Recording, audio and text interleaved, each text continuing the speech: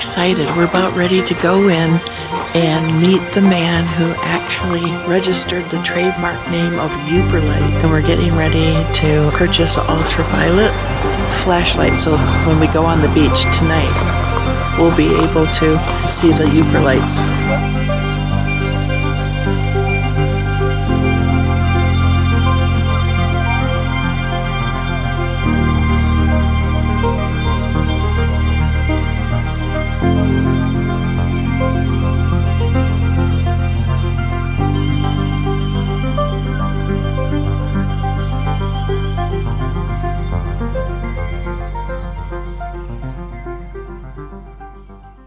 Could you tell us the story? You've been interviewed so many times, but we're brand new to I'm an agate picker, and back in 2017, it was getting so hard to find agates because so many people are going out hunting for agates. Lake Superior agates are getting to be worth a few bucks, and there's not a lot of jobs up here, so a lot of the people, what they'll do is they'll just go to the beach and hunt agates all day. And so it was getting harder and harder and harder to find agates. So I decided I'm going to try going at night because I got off work at 2 o'clock in the morning. I'm going to go when there's nobody else out there. So I started with a white headlamp, didn't find anything, and was getting really discouraged. And then I'm like, you know what? I have 30-something agates at home that fluoresce under shortwave. And I happened to be on eBay one day and I saw this mineral detection light for $7. I'm like, what's it going to hurt? $7. So I bought one. I went out to the beach 3 nights in a row, didn't find anything. On my 4th night, nothing. I was right at the very end of the night, literally on my hands and knees, a couple inches away from the beach, and boop, boop, boop, found 3 little glowing stones. One had little flowers on it, one had lines going through it, and one had little stars all over it. I'm like, and you looked at them in daylight, one was white, one was gray, one was black. I'm like, did I find 3 different things? Or are these all 3 the same thing? They all glow the same color, but they're all different, and they all look different in daylight. So I ran home 90 miles an hour, get on Google, couldn't find anything. Typed in fluorescent orange minerals in Michigan, nothing came up. So I looked at fluorescent minerals in Michigan, like 40-something different minerals. None of them looked anything like what I found. So I just typed in fluorescent orange minerals, and I found sodalite that was the same color, but none of the same patterns, and all the stones I'm finding were rounded cobbles, and all the stones online were broken, and the entire stone fluoresced orange, where mine only certain parts did. I got these really neat patterns, so I'm like, I don't know what I have.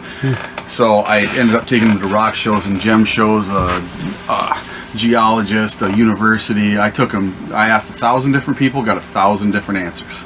So finally I sent them off to California and had them tested, and my buddy Gabe Reyna, he's a geologist, he called me up and told me, Eric, they're cyanite rich in fluorescent sodalite. And I said, Gabe, that's the worst rock name I've ever heard.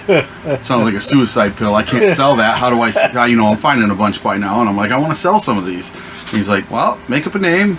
He said, use where you're from or where you found them, your last name, whatever, and put L-I-T-E on the end. So I went up to the beach. All right, a geologist told me to name this rock, so I'm going to name it. And I'm like, Muscalite and Ericlite and Rintalite, and nothing sounded right, and I was like, it needs to say where it's from and what it does. And at that time I only knew 3 little beaches up here where I could find them, and I didn't realize you could find them on all 5 of the Great Lakes, 10 different states and 2 countries. I had no clue. So when I named them Yooperlite for the UP of Michigan, because that's where I found them, and Yooper for where I'm from, and Light They Light Up. So then Yooperlites was born. And then shortly after that, I started selling them on Facebook as Yooperlites, and I got contacted by these gentlemen from the Michigan Mineralogy Project, and they bought a bunch of stones from me, and they asked me, hey, do you mind if we do some testing on these stones? I'm like, you bought them, blow them up with dynamite for all I care. You can do whatever you want. So they ended up getting a hold of me about a week later, and they're like, Eric, we really think you found something new for the state of Michigan. Would you mind if we published you and put you in a book, and would you mind, putting like a paragraph or 2 together how you discovered these stones? I'm like, sure. So I did. Didn't hear from him for 8 months, and then 8 months later I get the mineral news in the mail, and it's the 386th mineral discovered in Michigan. Wow. New find of fluorescent sodalite in Lake Superior's Upper Peninsula. So cool. Yeah, and then I did started doing night picking tours, taking people out looking for these things. And in May of 2018, I did my first night picking tour with 2 people. They told their friends, they told their friends, they told their friends, they told their friends. At this time, I have 26 likes on Facebook. And I really wanted to do a little bit more of this. I'd had one tour with 2 people, so then I get contacted by this group called Michigan Rockhound Friends, and they had 23 or 24 people that wanted to go, and I'm like, whoa, that's a big jump, you know? And at this time, it's not like I had 24 lights laying around. I had to custom order the lights, wait for the lights to come in, you know, so it wasn't like I had the stuff laying around. I didn't have a shop. I had no stock, no inventory. I was just working a normal job. And right before I took all 24 of them out, we went to Mouth of Too Hard, and I asked them, I said, hey, right before dark, if anybody finds one, scream at me. I want to come over and videotape it for my Facebook. I was like, I only got 26 likes on my Facebook, and I'd really like to do this as a living someday. So maybe, you know, promote my channel a little bit, you know. Yeah. And we're not hunting for 5 minutes, and Shirley Clemmer starts screaming, the lady that put it on. And she's about 100 yards away, and I run over there with my phone, and I take this awesome 30-second little clip. Well, I get home at 4:30 in the morning. I put it up on my Facebook. I wake up at about 12:30. I have 3,000 views. I'm like, wow, right on. And I got 126 likes on my Facebook page. I'm like, right on. That's what I need. You know, something to kind of spark this thing.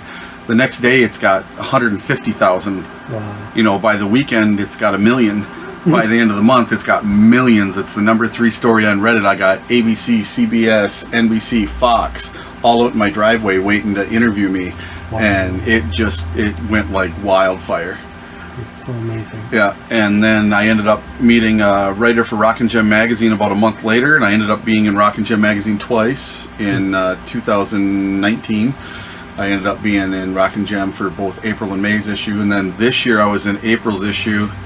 And then later this year in October, I'm going to be on the front cover of Rock and Gem magazine. Yeah, and then like the TV stuff has just been crazy for me. I had a documentary online called "Light Up the North: The Story of Yooperlite." You can watch it for free on YouTube, and it was published on PBS nationwide, so all across the nation that was on. And then after that, I ended up being on a show called "Let's Go to the Mystery Spot in Japan." And then I got put in a couple of Japanese magazines, and then I got flown to Japan to sign autographs and get my picture taken with people. It was pretty cool. It was a very cool trip. 12 days, and got to go to Mount Fuji and ride the bullet train, eat the best food in the world. I can't wait to go back. Last year, I was on a show called Paranormal Caught on Camera. I took a Yooperlite picking tour out, and we saw something in the sky we could not explain, and I got a 12-minute video of it, and I got a video of a 1,000-foot freighter going right under this ball of light. Wow. Okay, well, there was 3 of them. It went to 2, went to 1, hovered right down on the water, and this ship goes right underneath it like this. Wow. And I got a video of the whole thing, and then as soon as the ship goes by, whoop, another light appears, and then whoop, this one disappears, and then whoop, another one appears up here. Wow. Craziest thing you've ever seen. I can't explain what it was. I don't know what it was. I'm not going to say it was aliens. I'm not going to say it was a ghost. I'm not going to say what it was. Unexplained, it's unidentified. I have no clue. But I really tortured myself for a couple days. Should I post this? Should I not post it? Because I don't want people thinking I'm out on the beach doing drugs, and you know, I don't want people getting that vision of me. I'm a business owner, so it was at a really critical point in, you know, is this stuff going to do better? Is it going to do worse? Is it going to stay the same? Am I going to keep up this momentum? And I said, you know what? This is so good, it deserves to be out there. So it got picked up by the New York Times, and then it got picked up by the Travel Channel. And now because of that video, this year I'm going to be on a show called The Proof Is Out There on the History Channel. I'm going to be on a show called Expedition X on the Discovery Channel. The Smithsonian Channel just came and finished up a documentary about Yooperlites. NBC just came and did a little 3-part series on Yooperlites. It's just the TV stuff is crazy, and Yooperlites are going to explode by the end of this year. Wow. Absolutely explode, because it's going to be brought to a whole new audience of people. You know, the Travel Channel's kind of small compared to Discovery and the History Channel. Those are going to be huge for me. World and both of those shows, the 2 shows, on the one on Discovery and the one on the History Channel, they're going to focus on my stones and my lights and the sighting I had, not just the sighting. Whereas basically the Travel Channel, that was just about my sighting. It really didn't have much to do about my stones. So it showed some people down on the beach looking for stones at night, but they were using white flashlights, and it was, you know, wasn't what it really is. Just an optic. But that show, every time it replays Paranormal Caught on Camera, I get about 3,000 hits on my website. And I ended up this past winter, they had their top 100 of all time show, and I ended up making the finale. I was in the top 20. I ended up being number 16 of all time. That's so fun. Cool. Yeah, for best, like, you know, amateur. And you didn't video. do anything. I mean, you just observed. Yeah. Just found a few rocks and well, now probably a few million. Oh yeah, I found lots of Yooperlites, but you know, I don't really keep very many anymore because every time I'm finding them, I'm on a tour, and whatever I find, I give to my people on the tour. So I don't really keep any. So I buy all the stones that I sell. Yeah. You know, and I don't really sell a lot of stones. I sell a lot of flashlights. Yeah. A lot of flashlights, but every flashlight comes with a stone in the box. Oh, cool. So to practice first before you go. Well, out there. the reason I give people a stone is I want them to take that stone, put it in their pocket, go to the beach, put it 20 feet away on the beach, set it down, walk back 20 feet, click your light on it. If you can light it up from that far away, it's time to start. If you have to stand right over top of it, it's too early. Don't start yet. Oh, because there's four mistakes that people make.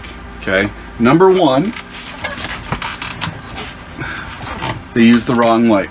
So this is a 100 LED dog pea light. This is 395 to 410 nanometers. This is not what you want. This is going to look like a purple blob on the beach. I've seen that a lot when I do searches. Start out with the right light. This is a Convoy C8. This is mine. It's got all my stickers and stuff on it. So the first mistake is people use the wrong light. Get yourself a good 365 nanometer light. Wait until dark. Go super agonizingly slow. Don't even walk, just stand still. If you are walking, you're going too fast. All the time I have to tell myself, slow down, slow down, slow down, slow down. Because they're so easy to miss because they're buried on the beach. The ones that were on the top are the ones the tourists came and got in June. Those are gone. So now you're finding the ones that are 10, 15, 20 feet away buried in the beach, and you got to